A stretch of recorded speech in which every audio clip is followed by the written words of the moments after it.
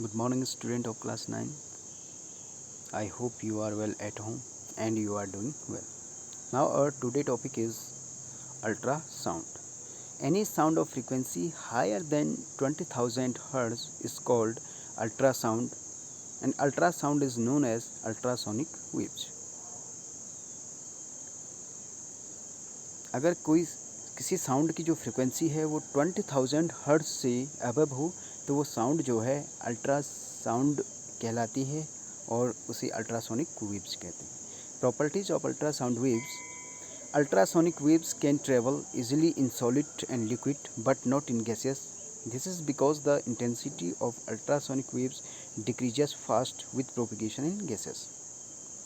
Ultrasonic जो waves होती हैं वो आपके सॉलिड और लिक्विड में इजीली ट्रैवल कर सकती हैं, लेकिन गैसेस में ये ट्रैवल नहीं कर सकती हैं क्योंकि बिकॉज ऑफ इनकी जो इंटेंसिटी होगी सुपरसोनिक वेव्स की वो गैसेस में वेरी रैपिडली डिक्रीज होती है.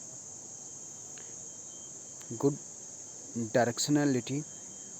Due to high frequency of ultrasound its wavelength is small. Therefore, these waves do not bend easily and therefore move along a straight line. It is because of this property that these waves are used for scanning object and making their image.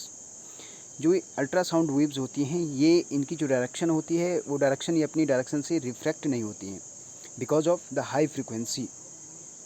जब इन waves जो ultrasound waves हैं इनकी frequency काफ़ी high होती है तो frequency high होने से इनकी जो वेव लेंथ होती है वो डिक्रीज हो जाती है और ये किसी मीडियम में इजीली बेंड नहीं होती हैं और एक स्ट्रेट लाइन में मूव करती हैं. Because of this property moving in a straight line we use the ultrasound waves to scanning objects and make their images. इनकी इसी प्रॉपर्टी के कारण इनको जो है किसी ऑब्जेक्ट को स्कैन करने के लिए यूज़ किया जाता है और उसकी इमेज फॉर्म की जाती है. Now high power. Due to high frequency the energy processed by these waves is high. Therefore if these waves are focused at a point a high power is generated at that point which is used in breaking and cutting objects. इनकी high power होने से इन waves की जो power होती है वो काफ़ी high होती है और because of this power these waves are used to breaking and cutting objects.